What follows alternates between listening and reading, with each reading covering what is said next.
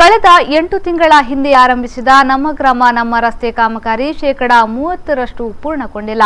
Tender ಪ್ರಕಾರ ಮುಂದಿನ 3 ತಿಂಗಳೊಳಗೆ ಕಾಮಗಾರಿ ಪೂರ್ಣಗೊಳ್ಳಬೇಕಾಗಿದ್ದು, ಗುತ್ತಿಗೆದಾರ ಕಾಪು ಅಯೋಧ್ಯೆ ಸುರೇಶ್ ಶೆಟ್ಟಿ ಕಾಮಗಾರಿಯಲ್ಲಿ ನಿರ್ಲಕ್ಷ್ಯ ತೋರಿಸಿರುವುದು ಮಾತ್ರವಲ್ಲ, ಕಾಮಗಾರಿ ಸಂಪೂರ್ಣ ಕಳಪೆಯಾಗಿದೆ ಎಂಬುದಾಗಿ ಎರ್ಮಾಳು ಗ್ರಾಮ ಪಂಚಾಯತ್ ಸದಸ್ಯ ವಿನಯ್ ಶೆಟ್ಟಿ ಆರೋಪಿಸಿದ್ದಾರೆ. ಸುಮಾರು 278.90 ಲಕ್ಷ ರೂಪಾಯಿ ವೆಚ್ಚದಲ್ಲಿ ಕಾಮಗಾರಿ ಇದಾಗಿದ್ದು, ದಿನದಲ್ಲಿ ಕಾಮಗಾರಿ ನಡೆಸಿದ ಇವರು ಸಂಜೆಯಾಗುತ್ತಿದ್ದಂತೆ ಅಲ್ಪ ಸ್ವಲ್ಪ ಕಾಮಗಾರಿ ನಡೆಸಿ ಮಾಯವಾಗುತ್ತಿದ್ದಾರೆ.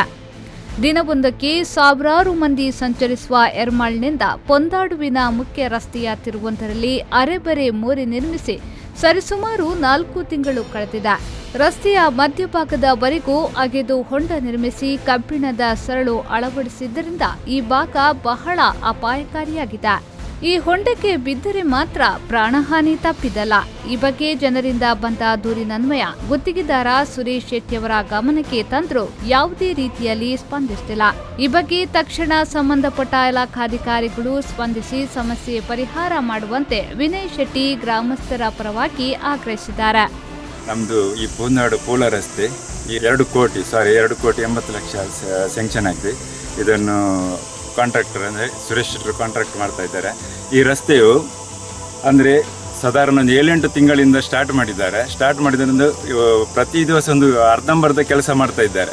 ಯಾಕೆಂದರೆ ಕೆಲವು ಇದೊಂದು ತಿರುವು ರೋಡಿ ಆಗಿದೆ. ತಿರುವು ಇದೊಂದು ಡ್ರೈನೇಜ್ ಮಾಡಿದ್ದಾರೆ. ಡ್ರೈನೇಜ್ನಲ್ಲಿ ಮಾಡಿದ್ರಿಂದ ದೊಡ್ಡ ಒಂದು ತೋಡಿನಾಗೆ ಕೆಲಸ ಮಾಡ್ತಾ ಇದ್ದಾರೆ. ಅದರಲ್ಲಿ ಈ ಸಾರ್ವಜನಿಕರಿಗೆ ತುಂಬ ತೊಂದರೆ ಆಗ್ತದೆ. ಅಂದರೆ ರಾಡ್ ಎಲ್ಲ ರೋಡಿಗೆ ತಾಕೊಂಡದ್ದು, ಅದನ್ನು ಹೇಳಿ ಮತ್ತೆ ಅದನ್ನು ರಾಡಿಗೆ ಒಂದು ಬೇರೆ ಥರ ಬಗ್ಗಿಸಿದ್ದಾರೆ. ಈಗ ಆ ತೋಡು ಹಾಗೆ ಉಂಟು.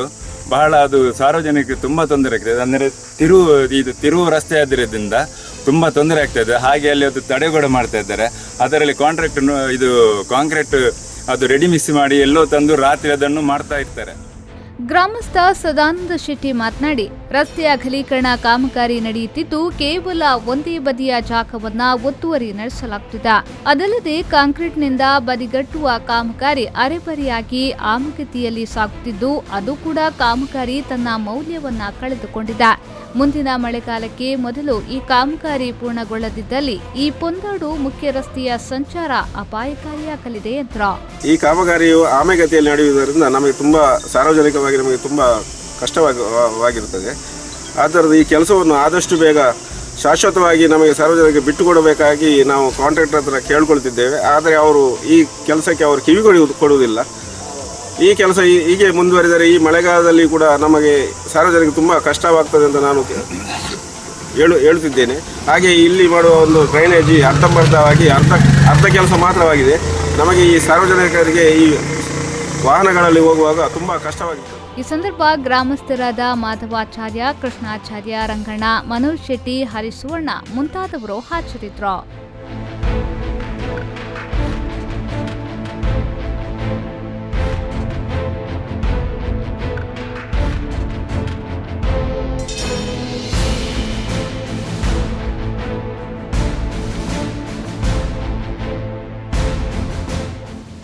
Suresh Sharma, V4 News 24/7 Padubidri.